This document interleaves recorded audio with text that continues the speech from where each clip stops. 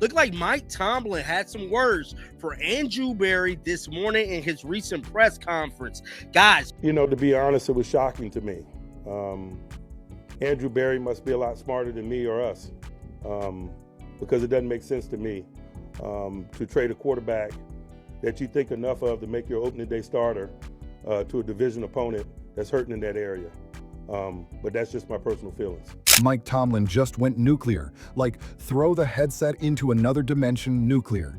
The Browns GM thought trading Joe Flacco was smart until Shedeur Sanders got dragged into the mess. Now Tomlin's done playing nice. This is chaos, confusion, and comedy all rolled into one fiery NFL meltdown you can't skip. Mike Tomlin, one of the winningest coaches in the NFL, had time today. Now, we know Andrew Berry has been a topic of discussion ever since he pretty much traded Joe Flacco to the Bengals. Well, it looked like Mike Tomlin kind of found it odd that he would do a trade like that. Now, we know that, the Pittsburgh Steelers put the beats all over the Cleveland Browns yesterday. So for whatever reason, I don't know why they would ask Mike Tomlin about this, but they decided to do that. So shout out to their reporters, man, because they got a hot take from everybody today. And Mike Tomlin had time today, like full battery, Wi-Fi connected, coffee in hand, ready for chaos kind of time. The man's usually all business, but the second someone mentioned the Browns trading Joe Flacco, you could almost hear his patience snap like a brittle breadstick. Browns culture versus the Steelers culture. Yeah. They aren't trying to win. Steelers always try. This season was never about right, but Jason, winning. He can't accept that because that's what I'm saying. That's the difference in the Steelers culture and the Browns culture. Yeah, that's why the Steelers are winners and the Browns are losers. Hey, listen, I don't care if they wasn't trying to win. Sometimes you ain't trying to do something, you think you got a game plan, but that game plan backfired. Not trying to win is not a strategy. They about to take an L on. This is how things unravel. Coaches and guys, this is not normal. Coaches in the league and general managers in the league. Don't do that. This is not. Especially Tomlin. Hey, when they told me, I said I wanted to be a GA one point in time, they said the first thing you got to know is coaching. And who could blame him? Because apparently, Cleveland's front office just invented a new NFL strategy: strengthen thy division rival. Andrew Berry must have been running a social experiment when he decided to trade a starting quarterback to a team that plays you twice a year. Browns culture versus the Steelers culture. Yeah. They aren't trying to win. Steelers always try. This season was never about right, but Jason, winning. he can't accept that because that's what I'm saying. That's the difference in the Steelers culture and the Browns culture. Yeah, that's why the Steelers are winners and the Browns are losers. Hey, listen, I don't care if they wasn't trying to win. Sometimes you ain't trying to do something, you think you got a game plan, but that game plan backfired. Not trying to win is not a strategy. They about to take an L on. This is how things unravel. Coaches and guys, this is not normal. Coaches in the league and general managers in the league. Don't do that. This is not. Especially Tomlin. Hey, when they told me, I said I wanted to be a GA one point in time, they said the first thing you got to. Genius move, right? Mike Tomlin didn't need to yell. He didn't need to cuss. He just looked at that trade like a man who'd seen enough nonsense for one season and still had to go to work on Monday. Social media, of course, exploded faster than the Browns' playoff hopes. This is what we call a professional courtesy. You don't name nobody's name in the front office because Andrew Berry might be the person that need to hire Mike Tomlin one day. And guess what? He like, I feel you so incompetent, I'm taking that chip off the table. I don't want to go with you. I'm not eating birthday cake with you ever. It's a code of conduct. It's a code. But here's what, to build on what you're saying. It is a code of conduct. And it might not be written anywhere, but it's talked about everywhere. Here's what's mind-blowing to me. Mike Tomlin never does that. Mike Tomlin is a Tony Dungy disciple. Mike Tomlin, if he doesn't have something good to say, says nothing. Not only did he take a shot, he took a shot at his rival and mentioned. Within minutes, X was on fire. And honestly, he did. The man dropped one of those calm, surgical takes that cuts deeper than any sideline rant ever could. But let's rewind for a second. This all started because the Browns somehow have managed to make chaos a personality trait. One week it's quarterback drama, the next it's offensive confusion, and now it's the Flacco fire sale. Move on. They ain't gonna do it. They ain't gonna do it. They don't like Shedeur. It's like, I mean, you can't hide it no much more. Like there was discussion about if a guy from the practice squad should be the number 2 quarterback. Now, granted, they made Shedeur number 2, but it was how's that even a question? I've been on the roster since game 1. But I'll just say this though, it's always been Shedeur time. right? You go on a season with Joe Flacco as your quarterback. Like you didn't take this year serious. Yeah. Why is he starting? But I will say this though, Dylan Gabriel, I mean, he didn't look terrible. He's a rookie. Correct. Right? He showed me Correct. something. I think Shedeur is probably better. Joe was never supposed to be the hero, but he was at least supposed to stay on their side of the border.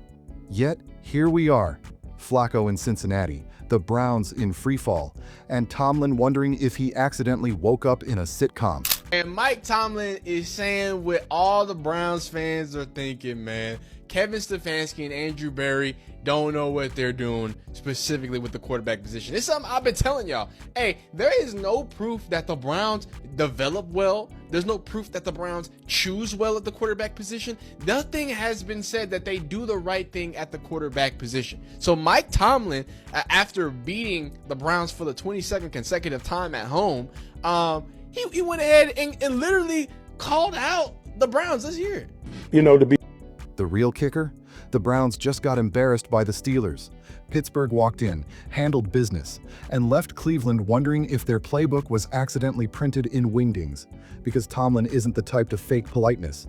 He's the type to wrap sarcasm in professionalism and call it just my opinion. So he's not wrong.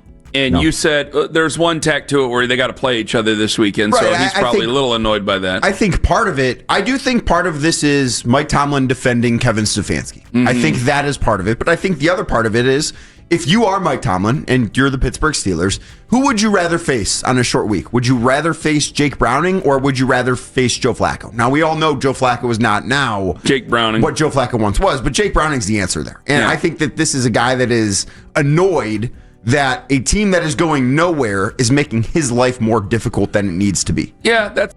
Meanwhile, inside Cleveland, things are looking grim. The offense has been about as functional as a broken vending machine. Rookie quarterback Dylan Gabriel is out there throwing 50-plus times a game, probably wondering if the Browns remember what a running back is.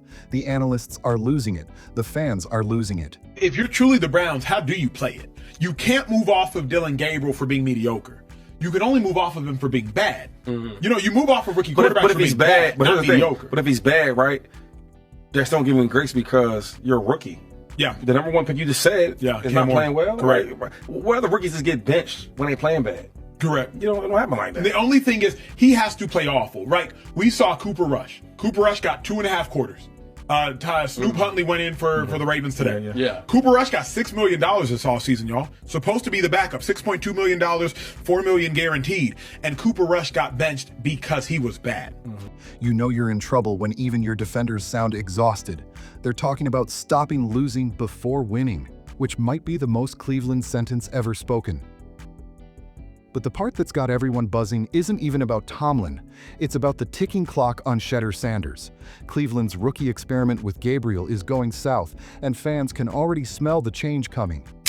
Talk your shit, Mike Tomlin. Talk your shit. Mike Tomlin just got finished talking to the media, and this is what he had to say about the Browns and Cincinnati Bengals trade that involved Joe Flacco. It was shocking to me. Mike Tomlin just spoke nothing but facts. If the Browns thought that Joe Flacco was good enough to be their starter for this season, why would they trade him to a division rival that needs a quarterback? That's stupid. That's dumb. Like, why would you do that? You guys are in competition with the Cincinnati Bengals, with the Baltimore Ravens, with the Pittsburgh Steelers. So why would you give them a quarterback to help their team? Just make it make sense. This is why I tell y'all that the Cleveland Browns are so far away from being a good franchise. It's because they... Every incomplete pass pushes Shedeur's debut a little closer. People are already predicting the date like it's a royal coronation. October 26th, November 9th, November 16th. Fans have circled those days with more emotion than Valentine's Day. The hype is ridiculous.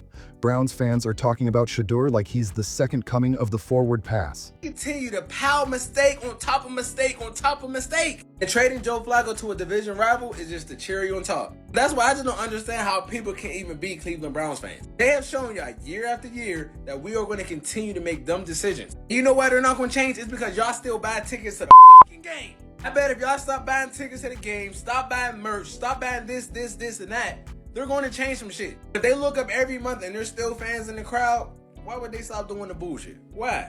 But Mike Tomlin, I agree with everything you said in that clip right there. I agree 100%. They're practically buying tickets months in advance, saying they can smell the Cleveland air just waiting for his debut. If the Browns lose one more game, half the city might start building a statue before he even steps on the field. And poor Dylan Gabriel. The guy went from being the face of the future to a countdown clock placeholder. The NFL needs to investigate the Cleveland Browns at this point. So as we all know, they traded Joe Flacco to the Cincinnati Bengals, an in-division rival. Dylan Gabriel is their starter, so that leaves backup, which is most likely should be Shedeur Sanders. Kevin Stefanski came out today and said, yeah, they haven't decided who the backup quarterback is going to be between Shedeur Sanders and Bailey Zappi. Are you kidding me?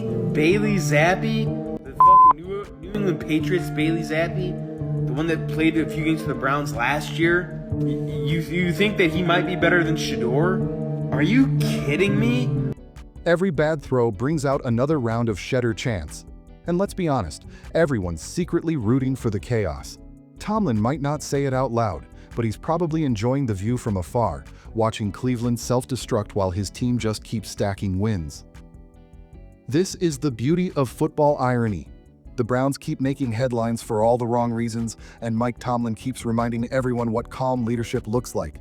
His dig at Barry wasn't just shade, it was a masterclass in controlled demolition. But hey, what do you think? Did the Browns completely fumble this one? Or is Tomlin just living rent-free in their heads at this point? Drop your thoughts in the comments, hit that like button if you enjoyed the chaos, and don't forget to subscribe for more wild twists from the NFL world.